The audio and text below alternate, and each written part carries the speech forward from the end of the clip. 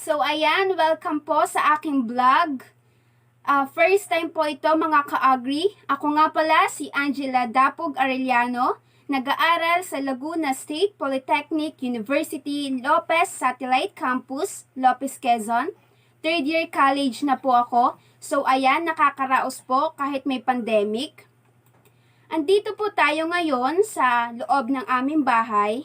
Lalabas po tayo mamaya kasi po ipapakita ko sa inyo ang process of harvesting to marketing of coconut meat dito sa aming barangay. Meron po tayong 12 na proseso sa paglulukad. Una po ay pangangawit, pag-iipon ng niyog, pagtatapas, pagbibiyak, pamamarada gamit po ang kalabaw, pagsasalansan sa karali, paggagatong, paghahango sa karali, pagtitigkal, pagsasako, pagbabayo, at ang last na proseso po sa paglulukad ay ang pagbebenta. Pero bago po ang iyan, ay pahapiwan po muna natin ang meaning ng coconut and why coconut is the tree of life.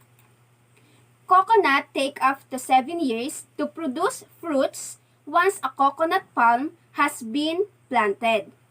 Coconut can be used for food in the forms of fiber, fruits or meat, milk, oil, and water. Because of its versatility, coconut palm are also known as the tree of life. Why coconut tree is the tree of life? The scientific name of coconut is Cocos nocifera. Coconut tree is called the tree of life because of all parts of the entire tree from the top to bottom are used to sustain human life, like husk and shell o bao, coconut meat o laman ng niyog, coconut leaves o dahon ng niyog, coconut trunk o puno ng niyog, coconut roots, coir o bunot, and coconut water o sabaw ng niyog. Yang aking mga nabanggit ay pwedeng gawing pagkakitaan or kagamitan na pwede nating gamitin sa pang-araw-araw na pamumuhay. Coconut husk, pwede siyang pot for plants, and coconut shell to create bowls, utensils, handicrafts, and musical instruments. Coconut meat, pwede siyang gawing coconut oil, coconut milk, nectar, copra, and coconut sap. Next is coconut leaves. Pwede siyang gawing broom, cooking skewers, kindling, and roofing. Coconut trunk. Pwede naman siyang gawing furnitures, houses, drums, containers, and canoes. Coconut roots o ugat ng niyog. Pwede din siya na dye, mouthwash, and frayed pieces can be used as a toothbrush. Kaso po pinaprocess na po siya bago gamitin. Coir o bunot. Ito po siya. A natural elastic fiber extracted from coconut husk, used for floor mats, brushes, roofs, or strings, and fishing nets.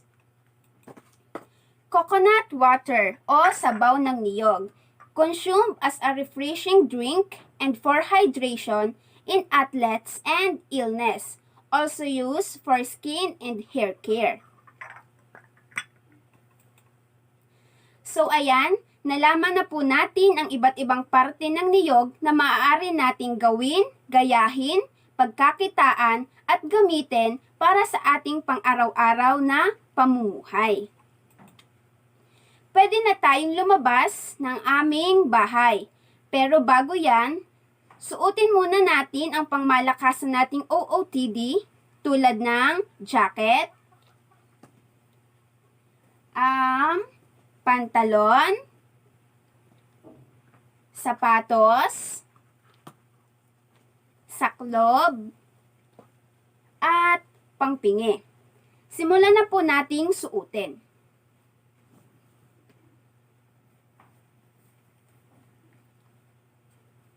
So, ayan. jacket, ang pampingi. Kaya po tayo ay nagsusuot ng pampingi ay para po yung pawis ay hindi pumunta sa ating mata. Yan. And next po ay saklob. Next po ay pantalon.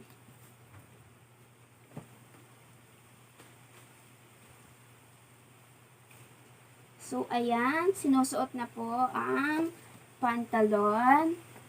And next po ang sapatos. So, ayan, ready na po tayo mga ka-agri at pwede na po tayong lumabas ng aming bahay. So, ito na po yung aking pangmalakasang OOTD. Yan, lalabas na po tayo sa aming bahay at susunod na po tayo sa mangangawit.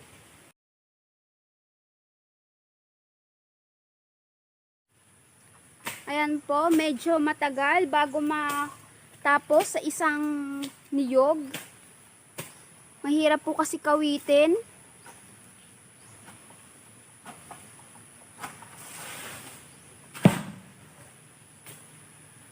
Medyo lalayo po tayo ng konti. Baka tayo matamaan ng niyog.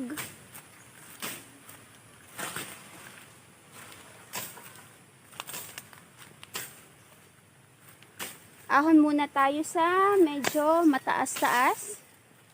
Ayan po, si Tito Carmeline. Habang naghihintay ng laglag ng niyog, siya po ay nagtatabas muna.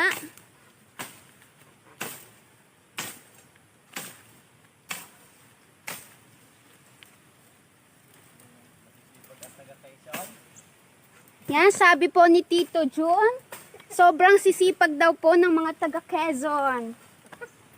Doble-doble pagod. Ayan po. Tayo po ay tataas at baka tayo ay malaglagan ng niyog. Sobrang dulas po mga ka-agri.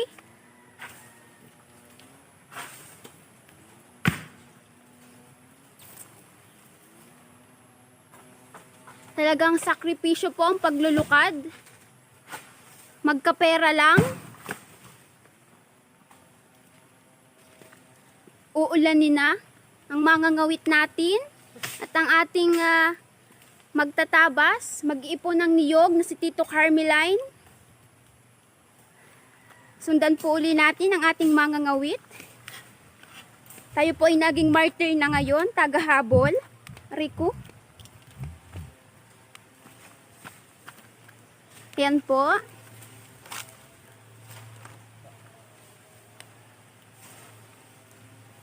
Medyo umaambon-ambon na po.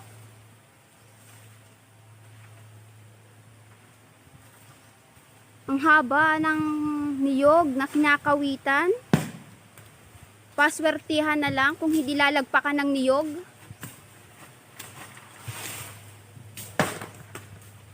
Medyo may pa-step po ang ating mangangawit. May pagtaas po ng paa. Yan po. Ngayon po ay umaambon na. Kahit po umaambon, tuloy lang ang kawit. At tabas po ni Tito Carmeline. Ayan na po yung mga niyog na nakawit. Mamaya po ay iipunin na yan.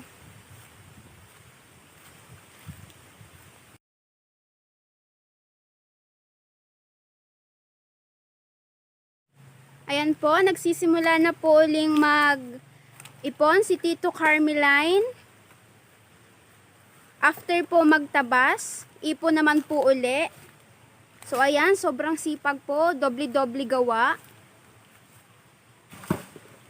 Tapos dito po siya iipunin, lahat po ng maiihagis na niyog.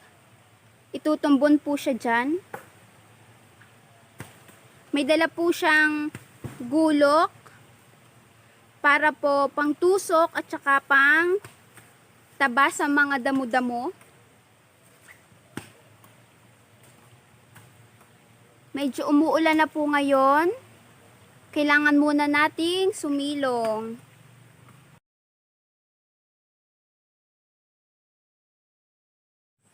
So ayan mga ka-agri, pangalawang araw na po ng ating paglulukad. Ang pangatlong proseso po ng paglulukad ay ang pagtatapas. Ito po. Si Papa po ang aming tagatapas. Yan na po si Papa, nagsisimula na po siyang magtapas ng niyog. Makakailang libo kaya po ang aming paglulukad. Yan po. Medyo mainit na po ngayon. Kasi po pang ilang bunto na po yan. Marami-rami yata po ngayon ang malulukad namin. Yan po. Ang bawat niyog po ay may mga bunton. Tapos po, yung pong tapasan ang gagamitin. Ito na po yung tapas na. Tapos ito naman po yung hindi pa. Ayan po. Ang aking ama. Naghihirap. Naghihirap daw po siya. Magkabaon lang ako. So ayan po, bale dalawa po yung aming magtatapas. Ang una po ay si Papa, tapos si Tito Edgar naman po. Yan. Kung makikita nyo po, meron po siyang goma dun po sa kanyang braso. Ang tawag po dun ay pangbraso. Tapos, may nakikita din po kayong sako dun sa kanyang may binte. Ang tawag naman po doon ay pangtapi. Kaya po siya may ganon kasi po, para po hindi madagtaan yung short niya. Kasi po, dagta po yung niyog. So, ayan po. Ito na po yung natapasang niyog. Tapos yan naman po yung hindi pa. Medyo matagal nga lang po ang pagtatapas. Kasi po ay may sariwa po. Tapos meron din pong tuyo. Konting ingat lang po sa pagtatapas. Kasi po matulis po yung ginagamit na tapasan. Kaya po medyo matagal.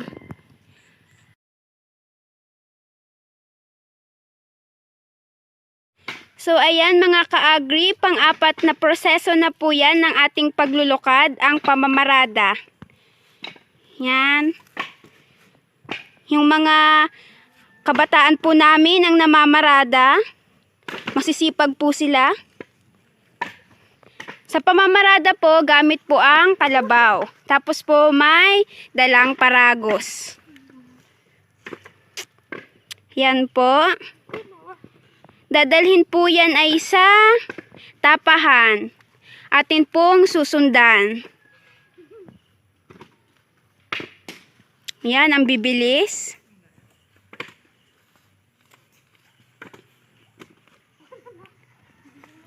Yan na po.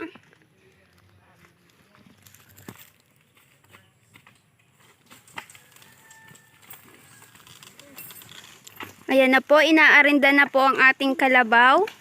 At pupunta naman po sa susunod na bunton.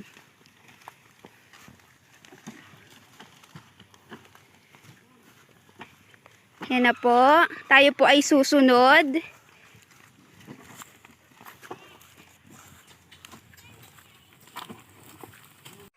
Ito na po yung pangalawang bunton. Nilalagay na po ulit nila. Tapos po pag napuno po yan ay hihilahin na po sa tapahan.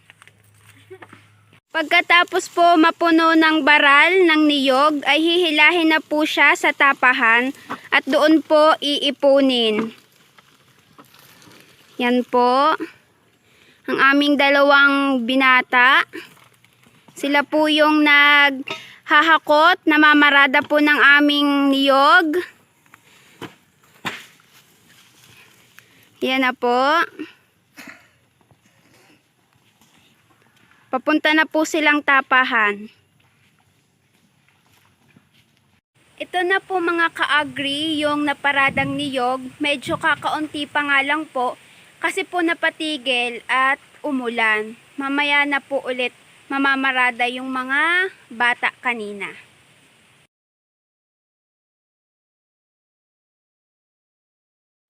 So ayan mga ka-agri, nandito na po tayo ngayon sa aming tapahan. At ngayon, ipapakita ko po sa inyo ang ikalimang proseso sa paglulukad, ang pagbibiak ng niyog. Yung mga niyog na nakikita nyo po, yan na po yung nahakot. Tapos, si Ate Jennifer naman po, yung katulong namin sa pagbabaak. So, ayan po, kung nakikita nyo po, meron po siyang gulok. Yun po yung ginagamit sa pagbabaak po ng niyog. So, ayan po. Yan po yung ikalimang proseso sa paglulukad, ang pagbibiyak ng niyog. Tapos, yun naman pong mabibiyak na niyog, dito naman po siya iahagi sa karali. At dyan na po siya sasalansanin. Yan po. May mga tubo na po yung niyog. Yan. Konting ingat lang po sa pagbabaak kasi po matalas po kasi yung gulok na ginagamit. Kasi po pag hindi po matalas yung gulok na ginagamit, kapag po binibiak yung isang niyog, ang nagiging lusag na po kasi yung laman ng niyog. Hindi na po maganda yung hitsura. Kaya po, dapat matalas po yung gagamiting itak or gulok. So, ayan po. Sinisimulan na pong baakin ni Ate Jennifer.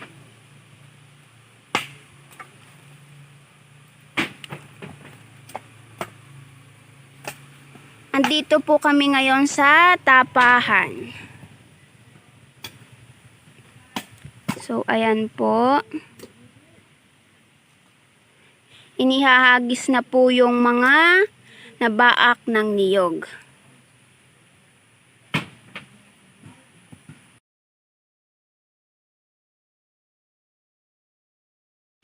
So ayan mga ka-agri, patapos na po si Kuya Ken. Siya na po yung nagtuloy ng pamamaak. Asawa po siya ni Ate Jennifer. So ayan na po yung mga nabaak na niyog. Nasa karali na po siya. At mamaya po ay sasalansanin na po yan. Konti na lang po. Iisang niyog na lang ang babaakin.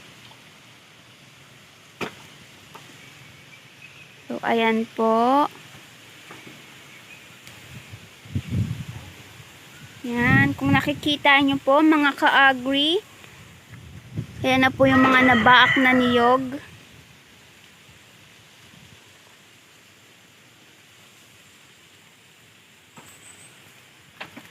So, ayan. Ang ika-anim na proseso po ng paglulukad ay ang pagsasalansan. So, ayan po. Sinisimula na po ni Kuya Ken.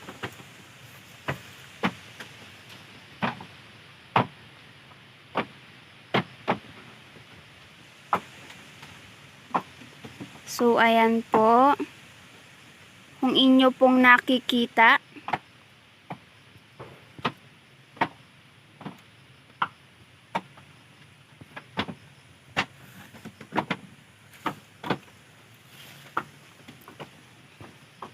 Yan.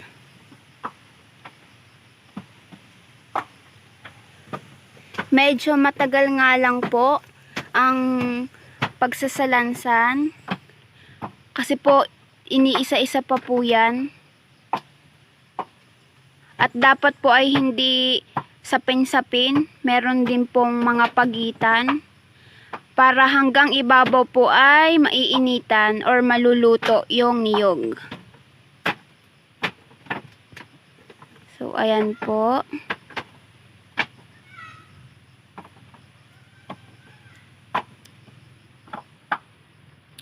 Yan. Yan.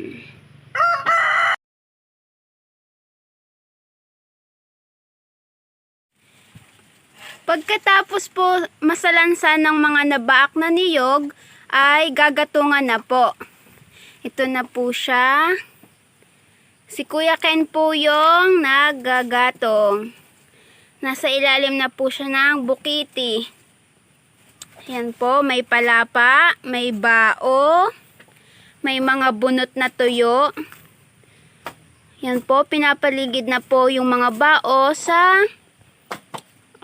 palapa. Kailangan po ay tuyo para po mabilis dumaig. So, ayan po. Tapos po, may mga bunot din. Yung pong mga bunot na igagatong ay ginamit po yun sa pinagtapasan. So, ayan po. Medyo mausok nga lang po. Sa paggagatong po ng lukad ay kinakailangan pong bantayan. Kasi po baka masunog o kaya po ay mamatay yung apoy. So ayan po. Nadaig na po siya. Yan. Nausok-usok na po. Tapos po, napunta na din doon yung mga usok sa nabaak na niyog. Karali po ang tawag dyan. So, ayan po. Tapos, bukiti naman po ito. Tapos, pwede rin naman pong samahan ng mga siit. Pampadaig din po yon. Mga kahoy-kahoy po. Pero dapat po ay tuyo. Kahit daw po pala sariwa. Pero dapat po medyo maliliit lang yung kahoy na sariwa. Mas lamang pa din po yung tuyo. So ayan po, sinisimula na pong hagisan. So ayan mga ka-agri, ang paggagatong po ay ikapitong proseso sa paglulukad. So, ayan po. Yan.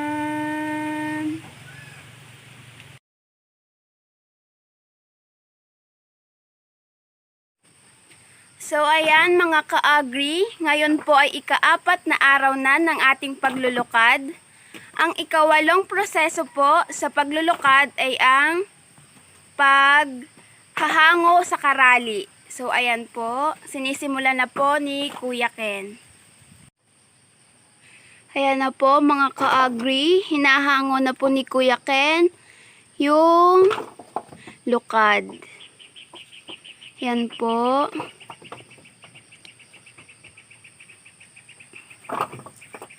Hinahango na po.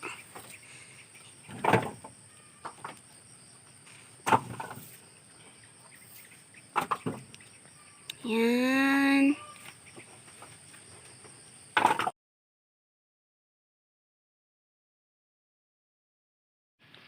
Pagkatapos po mahango sa karali, pwede na po siyang tigkalin. So ayan po. Si Kuya Ken po ulit yung nagtitigkal.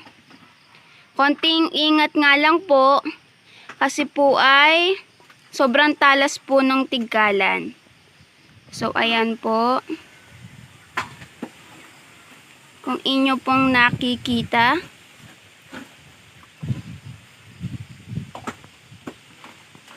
So ayan po.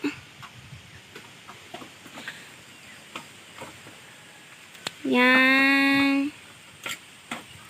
Ang pagtitigkal po ay ang ikasiyam na proseso sa paglulukad. So, ayan po.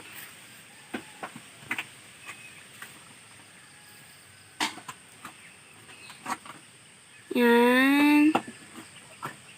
Ito naman po yung lukad na luto na.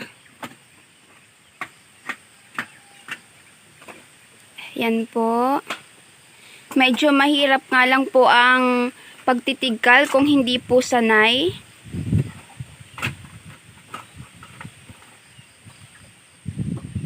Yan po. Yan.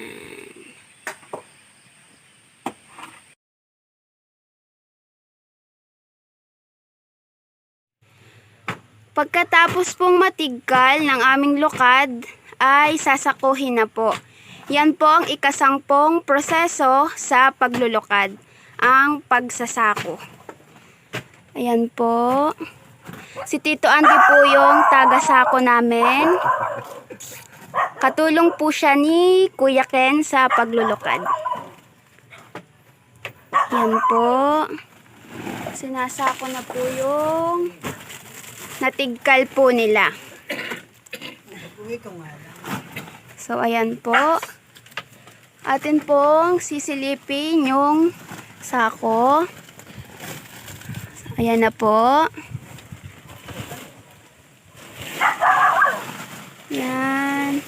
Kukuha po uli ng panibagong sako. At dun po uli ilalagay. Yan po. Isa-isa pong ilalagay sa sako yung mga natigkal na lukad.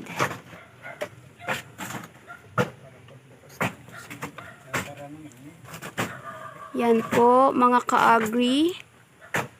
Medyo matagal nga lang po. Pagkatapos po masako, dito na po siya dadalhin. So, ayan po. Buhat-buhat na po ni Tito Andy para po mabayo na. Yan. Ayan na po. Yan. May isang sako na po kaming lukad. Tapos po, yung pong natitira ay dadalhin na din po doon. So, ayan po.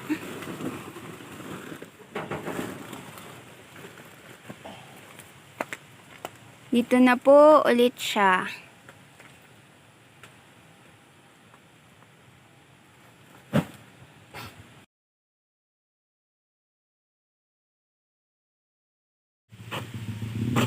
Yan po mga ka-agri, pangalawang sako na po namin yan.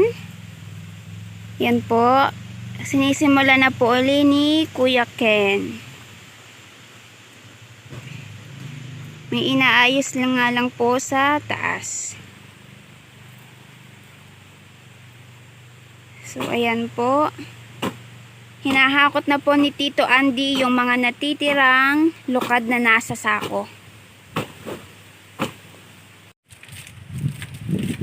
Pagkatapos pong mapuno nung sako ay tatalian na po siya para po ready na po siya para sa pagbebenta. Yan po, tinatalian na po siya ni Kuya Ken kasi po puno na po yung sako ng lukad. Ayan po, nagtatali na po si Kuya Ken. Puno na po siya. Yan.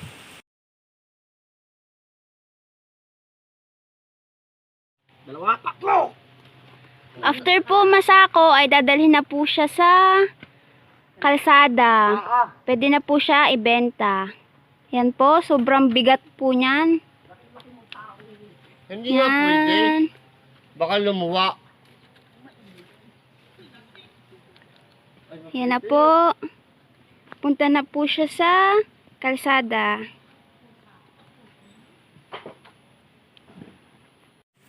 Yan na po yung pangalawang sako ng aming lukad.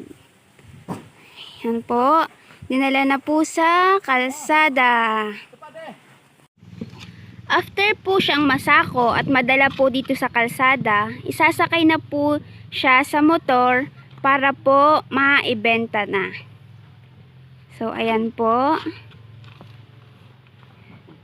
Ibinabalance pa po nila. Tapos, saka po tatalian. So, ayan po. Yan.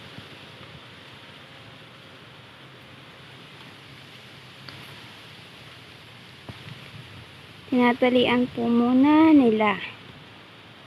Ginagapos sa motor.